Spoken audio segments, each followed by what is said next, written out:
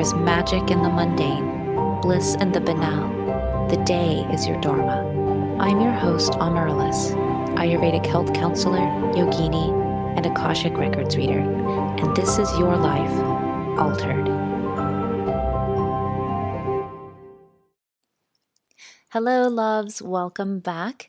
It is so close to the new year, and I just got back from a wonderful vacation visiting loved ones, relatives, family in South Carolina, and just got back a couple of days ago. Spent the past couple of days sleeping, resting, recovering, getting caught up on all the things, unpacking, and getting back into the swing of things so that I can process this year 2021 and set those intentions for 2022. It was a wonderful trip, I have to say. Solstice was so fun because there was a fire, which I don't often get to have actual fire. I live in an apartment, and so there's no fire. Every time I want to go camping during the summer here in Oregon, there's usually a fire ban because it's so dry and there's usually there's wildfires going on, so I never get to have a fire. So it was really beautiful because my sister-in-law created a big fire in their backyard, and it was, the kids were running around, and it was just a beautiful time. Different, very different than how I spent it last year, but really connective and a beautiful portal this solstice. So I'm hoping that you all had a wonderful solstice and holidays. For some of you, the holidays and the traditions may be continuing, and I think that's wonderful. So I wanted to start this podcast, or start this series of calling in the new year. And I'm going to break it up into parts. And so these are going to come out fairly quickly with, I guess, tomorrow, part 2 will be coming out. But I wanted to go through my process of how I close out the year. And I think it's important to actually close out and review the year. So this part 1 is called reviewing what you just did in this past year. And I think it's important because most people jump feet first into a new year, and it's very unconscious.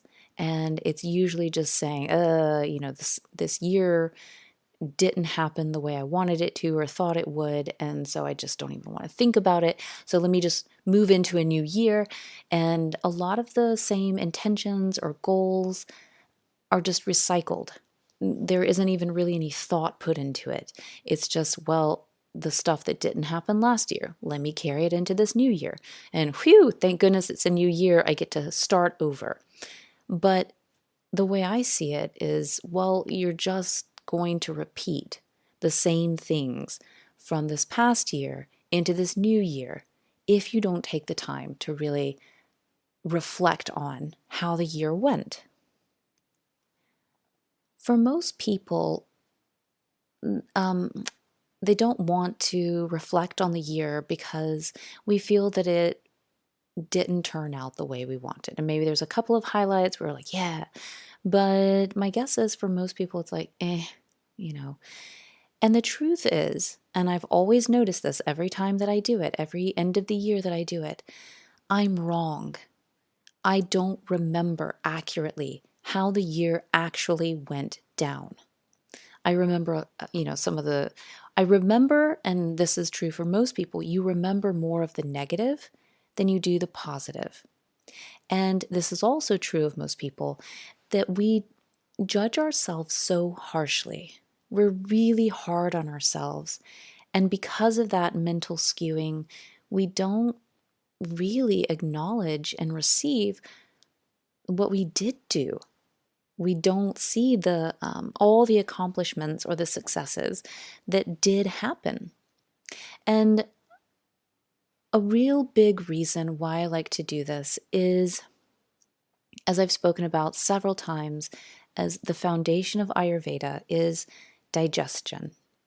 If you don't digest well, you won't live well. And that doesn't just mean in your stomach and your small intestines and your colon. This is true, but it also means a mental and emotional digestion. So going through this process of reviewing the year helps me to digest the year. I look at the year fully and wholly and completely non-judgmentally. It's really objective because it's just laid out, as I'm going to describe in just a minute. It's just laid out for me. The highlights, the failures, the things that happened and didn't happen. I can really see my choices and where I really put my time, what I really focused on. And this process helps me to digest the year. And when I digest well, then I clear it out, right? The excretion, the elimination. So I'm ready. I'm ready for a new year, and I can move into the new year with awareness, with true intention, with conscious intentions or goals, or whatever language you like to use for this. I can move into it from a place of everything has been digested and processed, and I'm aware. And now I can, I've kind of closed out the past year, and now I can really step into the new year because I understand where I'm stepping from and where I want to step to. So I wanted to record this podcast to share how I do this year by year, and it's been a success for me. And I will put out there that we create our year. We create it. And when you look back at this, what you're really looking at are your own choices of how you chose to live the year. And so the focus is on, what I had control over, what I could control, which is most things. I can choose how the things in my life and my time go. There are some things that you cannot control, and that affects the year for sure. But get really honest about what it is that you chose to do versus or allowed other people to decide for you versus what really externally happened that you had no control over. Say 2020, nobody had control over COVID. No, and this year, I had no control over the fact that my mom died. So, those are things that creep up in the year that that it's a part of the way life flows. But that most of this is a reflection to see how did I choose to live my life? Again, where did I really put my time and energy and focus? What are the choices that I made? And I'm looking back at the year that I had. The year that I had. It may or may not be the year that I wanted. And I'll ask myself kind of, well, why? Most of it was, by my own hand. Some of it was beyond my control. But I'm looking at the year that I had, and this review process helps me step into the next step, which is, well, how could I create differently? Okay, let me get into these steps. I have 3 steps. You can break this up and, do them at different times, or you can set aside a big chunk of time to reflect on this. I would do this as soon as possible because the energy of the new year does start to take hold, but it's not necessarily like there's a deadline. Like you can't do this past January 1st. It doesn't work like that. Time doesn't quite work like that. But I would say, within the next week and a half, go back on your past year and do these activities. And I think that you'll really be surprised at the year that you had. And as you continue this practice, it'll be very insightful. So there's no real timeline for this, but also know that, if it happens to be the middle of January, end of January, this is still applicable. You can still do this because It's not like everything starts January 1st and then you can never look back, so take the time that you need. So step number 1, I go through my Google Calendar. And for some of you, you have a Google Calendar as well as a physical calendar, or maybe just a physical calendar. So I'm going to say this, some people don't really keep track of their calendar, or they don't write the things down on their calendar, whether it's physical or a digital calendar like a Google Calendar. Some people don't write everything down. And I'll say that I maybe invite you to, for this upcoming year, if it's something that you don't do or have never had a practice of, is that I put everything on the Google Calendar. I don't have a physical one. No, I do. It's more like a to-do list based off of, what is getting planned. But I put everything on the Google Calendar. And everybody has different levels of organization and how you want to put it in there, on there. But all of mine is color-coded. And so when I look back, I really see how I spent my time. So some people don't want to use the calendar because they're like, ugh, I don't want to, be that restrictive with my time and planning. But I do it really for planning, but then I know that at the end of the year, I'm going to go back and look. So it's really for record keeping and documenting. So sometimes I have to go back on the Google Calendar to say, wait, I think this happened at certain times. And I need to backtrack and see, wait, when did this happen, or how frequently has this been happening? But ultimately, it's because I know at the end of the year, I'm going to go back and see exactly how I spent my time. It is mapped out and color-coded how my day went down. So I have on there, external work. I have my own business work. I have movement practices. So anytime I go climbing or I do yoga, if the yoga's out at a gym, or even if it's at home, it gets placed on my calendar. Like this block of time, I was climbing for 2 hours during this time during the day, or an hour here for yoga. It's blocked off. Gathering with friends. What else? Oh, phone calls. Like I regularly have a phone call with certain people every 2 weeks or sometimes every month. That's on my Google Calendar. So I can plan around it. But then when I go back at the end of the year, I see everything. I see everything. And this has been enlightening over the past, 3-4 years that I've been doing it. Because when I went back on 2020, at the end of 2020, I had forgotten. I mean, March was so traumatic. I had completely forgotten that at the beginning of 2020, my life was so different. And when I looked back at the calendar and saw all this time carved out for studying, because I was enrolled at California College of Ayurveda. So I was blocking out all this study time. I was meeting with my student advisor weekly for that. I was teaching and, teaching so many classes during the week. I completely forgot. You wouldn't think that you would forget all of that, but I did. And so seeing January and February laid out before me, I remembered, oh yeah, that's the kind of life I had. All these different meetings I was having with acquaintances and friends out at cafes.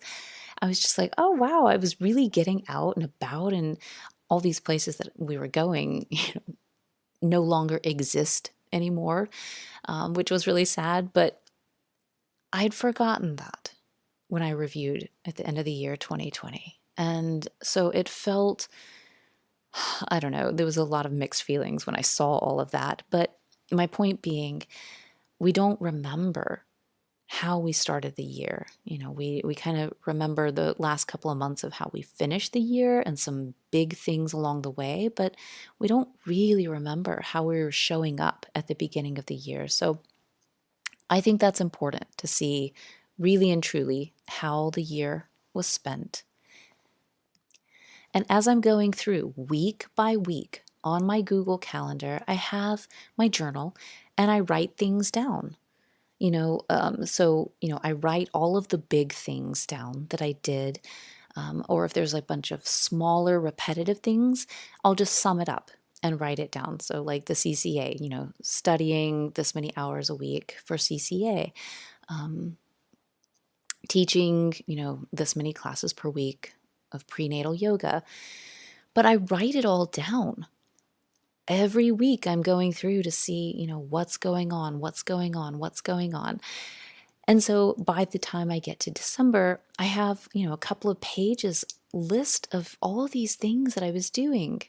And so much of it I just forgot about or looked over or glossed over.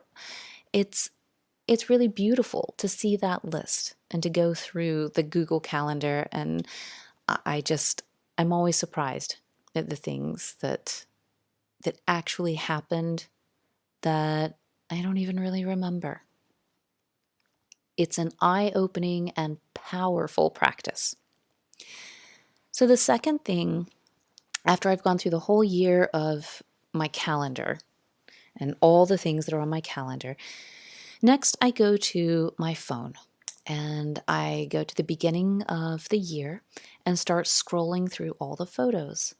And this really takes me down memory lane because my photos capture how my year was spent in a way that isn't captured on the Google Calendar, right? So, there's no pictures of me studying. There's no pictures of me teaching yoga, but there are pictures of, me and my daughter and how we spent our time. So things that I would have looked over and forgotten about because they weren't on the calendar, I'm remembering because I'm going through the photos. And like this year, the first thing that comes to mind is I made an apple pie from scratch with my daughter. And I've never made a pie before. I've never made it from scratch, an apple pie. I mean, no, I've just never wanted to do that. But my daughter really wanted to. And I said, okay, well, it feels really intimidating. So I'm going to go for it. And I'm just going to trust that this is going to work out. And we bought a rolling pin.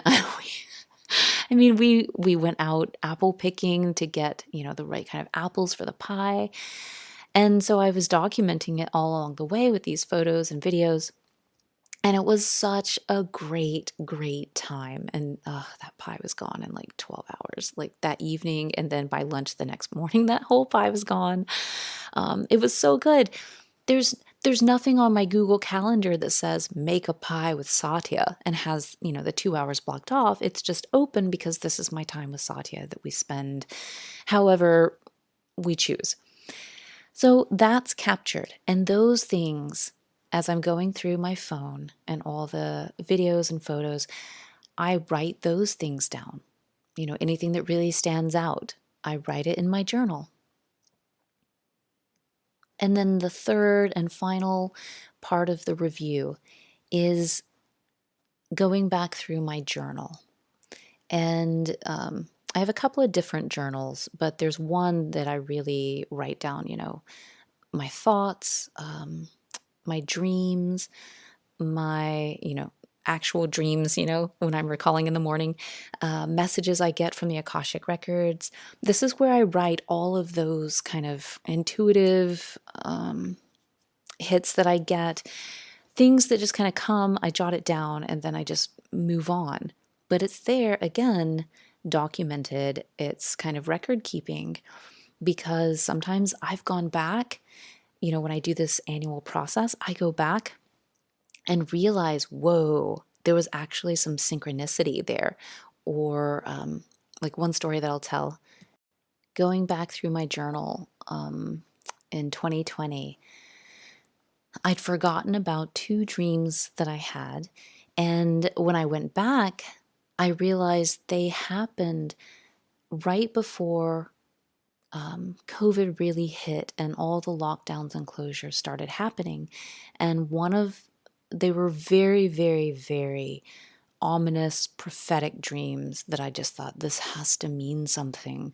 I'll just share one of them, but it was, me standing and watching a tsunami hit.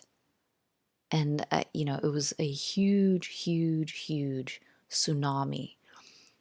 But somehow the wave came up and over me so that I wasn't harmed, but crashed. And I remember seeing, suddenly being out in the ocean and kind of, just observing. I wasn't struggling or drowning or anything. I was just observing that there were thousands of people in the water, just flailing and saying, help, help. And they were struggling. And then all of a sudden I was in a store and people were in stores and panicking, trying to buy things. And, the shelves were empty. And I woke up from that dream thinking, is something bad about to happen? But, you have a dream and you write it down. And then I moved on. And then, I had heard at this point nothing about COVID. I don't follow the news too closely, so it ended up being about a month later that, we really went into lockdown. So going back through my journal and seeing that entry of that dream made me realize, oh my goodness, I think something in my psyche knew something, there was some sort of forewarning of what was to come. So I feel like going back through my journal is a very deep practice, and it helps me trust the messages that I hear and receive, the dreams that I have. It helps me really trust that I'm tuned in and tapped into what's going on. Another example is, going back last year this year through my journal, there was an Akashic Records message in February. And, when I get these messages, they're so succinct and clear and like well spoken. So I'm just going to butcher. But essentially, the message was that something big was about to happen to me, that there was going to be a big awakening. And they weren't going to say what it was or even hint at what it was, but because they didn't want to tell me, because they didn't want me to get scared. But it was something big that was coming up. And looking back, I thought, oh, that I feel like that was foretelling of the month of April, when I had, well, that's when, my mom was so sick and I was getting all these messages about her dying. And then, May 1st, that night, she did die. And so I feel like, oh, what else had it said? Sorry. And it said, this is a big awakening and you're going to be really happy and it's really going to serve you, but it's big and we can't give you any hint or clue about what it is because we don't want to scare you.